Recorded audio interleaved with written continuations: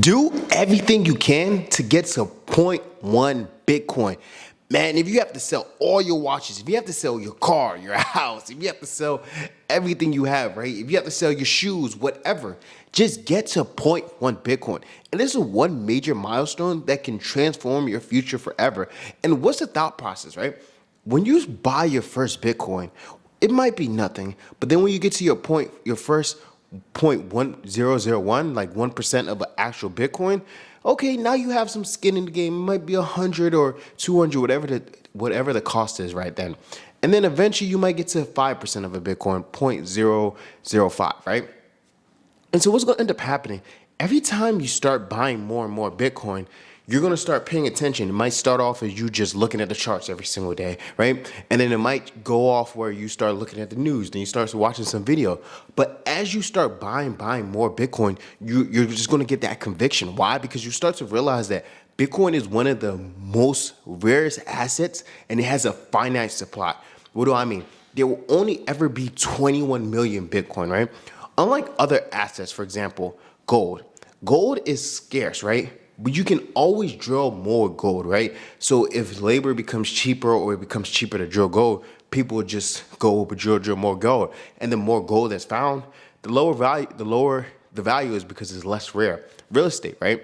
Real estate is also a pretty, I wouldn't say rare asset, but you need to do a lot of proof of work. You have to build a bunch of houses, right? Which costs money, which costs time. But if they figure out how to just do 3D print a house, right?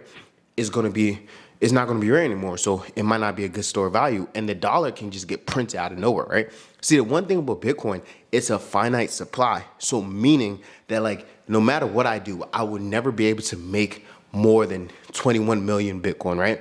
Unless every miner agrees to to fork the new code that would upgrade the Bitcoin to more than that, right? But that would never actually happen because there wouldn't be incentive. So it's pretty much never going to change. And so what does that mean? Basically, right now, we're in an accumulation phase. So in accumulation phase, that means everyone is just attempting to get as much Bitcoin as possible.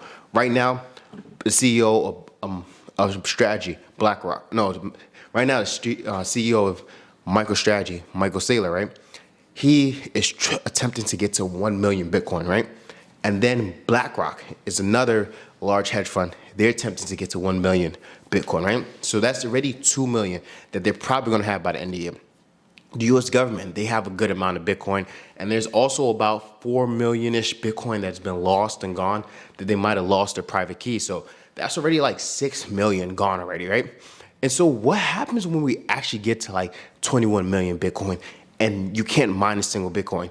That means people are going to pay whatever because you can't get it. The only way you're going to get your Bitcoin is if I sell it to you. And so once that scarcity comes in, the price will skyrocket. So Michael Saylor has gone on the internet, news outlets thousands of times saying that his base case for Bitcoin is 13 million in probably the next 20 years, right? Let's say it is 13 million, right? And you have 0.1 of a Bitcoin. You have 10% of a Bitcoin. So you have 10% of a $13 million Bitcoin. That means you right there, your investment is easily going to be 1,300,000, right? And it's just because you held.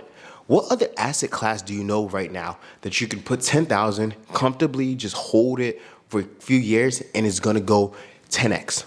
There's not many that can actually do that, right? And then another thing, people always complain about the rich is getting richer. The poor is getting poorer. Oh my gosh, the great wealth transfer. What people really think the great wealth transfer is that one day they're probably just going to take all the money for you and boom, the rich is automatically rich. No, what they're doing is they're signaling to other rich people every single day. They're buying millions, thousands of Bitcoins every single day, billions of dollars worth of Bitcoin in front of our faces and nobody's talking about it.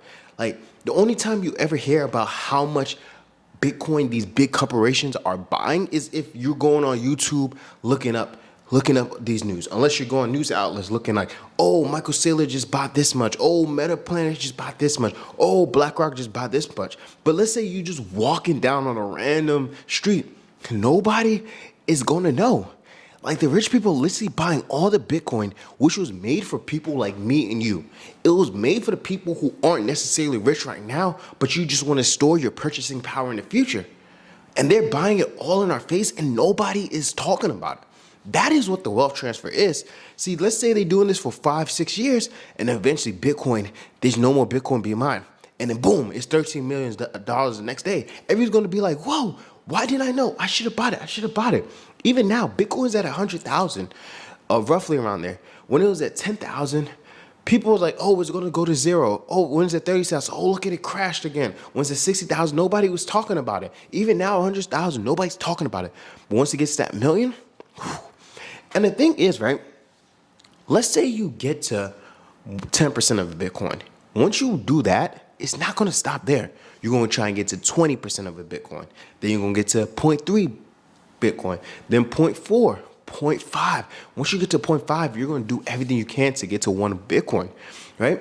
And you're just going to, your conviction is just going to go higher and higher and higher, right? So like, for example, once I started buying Bitcoin, I had a small goal and then I started just researching, right? So then I started reading books such as The Price of Tomorrow. Short summary, TLDR, that as technology gets better, the cost of capital, the cost of that technology should go lower, right? Because it's easier to produce in mass, right? But what ends up happening is actually the price actually has been going up. Why?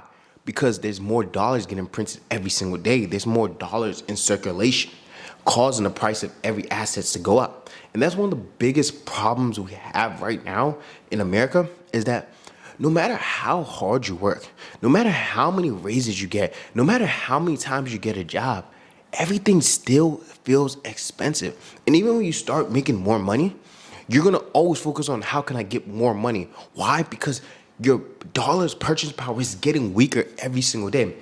But if you price it in Bitcoin, you're getting richer every single day. What do I mean by this? For example, we can agree that maybe the average cost of a house in like the DMV area might be like 400,000, right? So in 2020, maybe the average house was, let's say, is 300,000, right? So that might have cost, a Bitcoin was like maybe 10K. We'll say that would have cost me about 30 Bitcoin. Now in 2025, let's say the average cost of the house is 400,000. Let's say it went up by 100,000. I don't know off the top of my head, but say it did go up by 100,000. So the average house is 400,000. Right now, a Bitcoin at roughly around somewhere around 100K. That's roughly only 4 Bitcoin. So back in the day, I needed 30 Bitcoin to get an average house. Now I only need 4. So what does that mean? That means if I held Bitcoin, I have more purchasing power. I can buy more things. I can get more houses. Getting a cost of a house is cheaper over time, right? And that's only a 4-year period. Imagine what's going to happen in a 20-year period, right? So every dollar you're saving right now, that is your work that you put in.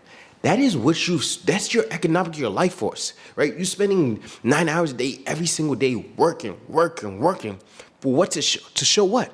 To show that your purchasing power is getting weaker every single day. See, when you store your money in Bitcoin, you don't even have to ask for a raise because you're naturally getting a raise because you're saving in Bitcoin. Okay, you put in 40 hours this week. You put in 40 hours this week. Those 40 hours you put in this week, you put them in Bitcoin. In the future, you're going to be able to buy everything you have right now. So no matter what, get to 0.1 Bitcoin, right? And they don't stop there. Get to 0.2, get to 0.3, get to 0.4, get to 0.5, 2 Bitcoin storing there. And let me know what you guys think. If you have any disagreements, put in the comments. If you have any questions, put in the comments.